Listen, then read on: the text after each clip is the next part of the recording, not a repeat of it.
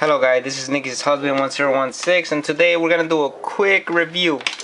Will be just a quick review of the already well-known iPhone 5s. I went ahead and bought this and sold my Sony Xperia Ultra.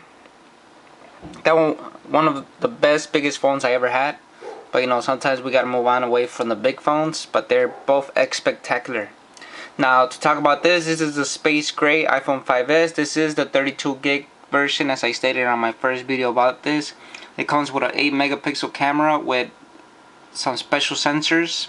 It has a two-tone dual flash, so they got some new stuff going on there in the camera. I'm not gonna get into all that about the camera stuff. It's just a great camera that shoots slow motion. I know the Galaxy Note 2 had slow motion, but it could not capture sound. This one is able to do both, and with this one you're able to edit it at the point of start that you want to start slow motion and at the point of end. It comes with mono speaker, so it does have dual slotted holes in the bottom, but keep in mind that there's only one speaker at the bottom. We got the headphone jack, the fire wire port thingy for charging and computer usage. Now the best thing about this phone for me is the fingerprint scanner. That's the technology that brought me to this and the 64-bit processor. I know that Apple's been getting hammered with 64-bit processing, blah blah blah blah, and all this stuff, but keep in mind this is just a start, and we know this only runs with 1 gigabyte of RAM, and we know the 64-bit processing has the wider, you know, support for more than 4 gigs of RAM. So this is just a start.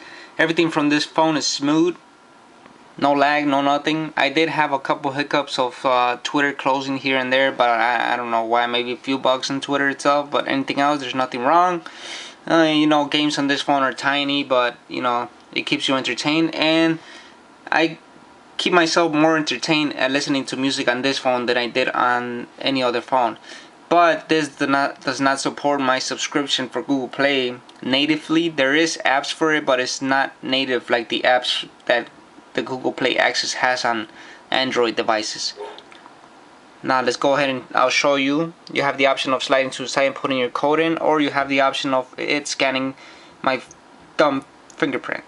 Now this is the only print that I have programmed on this phone, no other one, so anything else would not work. There you go. We're in. So you can see you get the typical nice looking little Apple screen. It's very clear. You can read everything on it. Now the only thing that sucks is that when you're browsing on the internet, you know, text is really small, so you have to zoom in here and there, put the phone up to your face and stuff. But if you could live with that, then everything should be good. As you can see,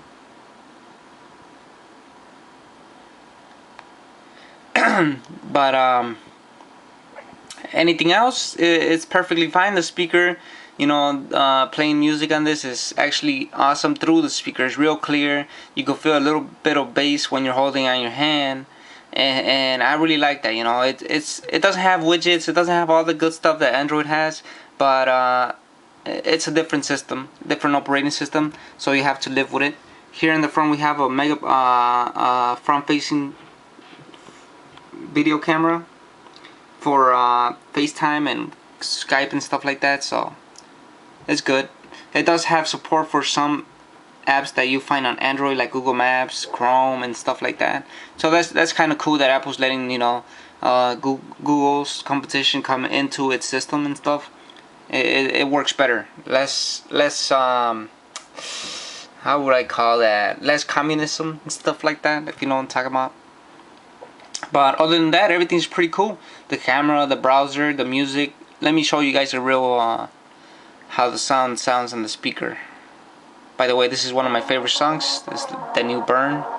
This is currently at that amount. I will raise it as louder as I can, and it stays clear, no distortion. We don't have to worry about nothing. This is full. We got the fire, and we burning one hell of a something. They're gonna see us from outer space, outer So yeah, guys, this is a pretty cool phone.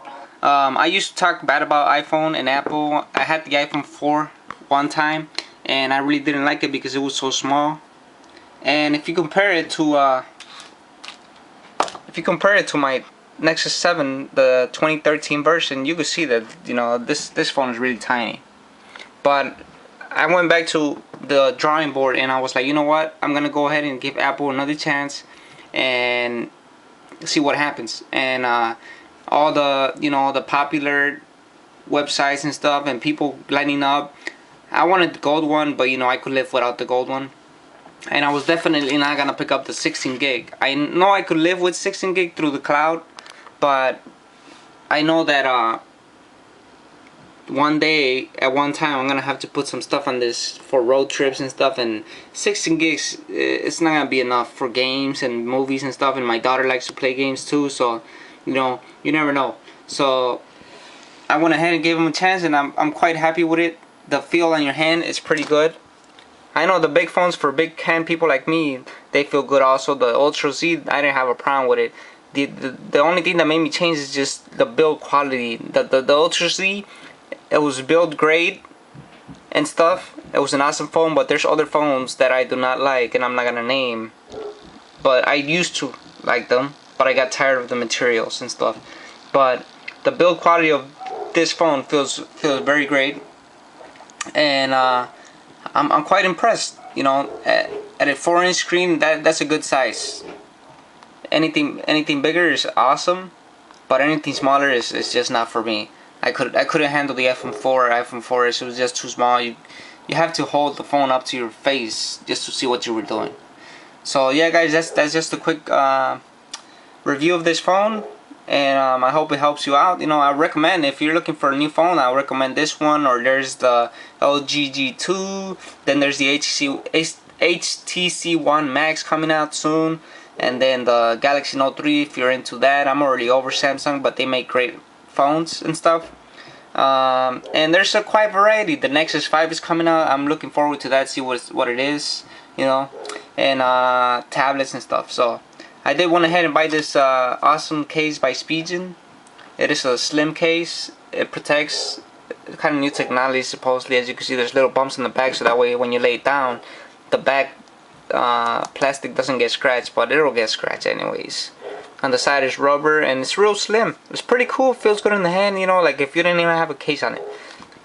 I like the clear bag. You know, you gotta show off that Apple. When I had Samsung, I had to show the Samsung. I just gotta show off. That's what I'm saying. Alright, guys, well, thanks for watching. This has been a quick review of this new iPhone 5S, very popular phone. And please don't start bashing or talking bad about any phones. You know, phones are phones. You get to choose what you want. Some people might not like it, some people might. Alright, keep watching. More videos coming soon as I get more phones and stuff like that, or something to review about. And yeah, thanks for watching, and I appreciate everything you guys do, you know, watching my videos, liking them. It helps me a lot. Alright, thanks for watching.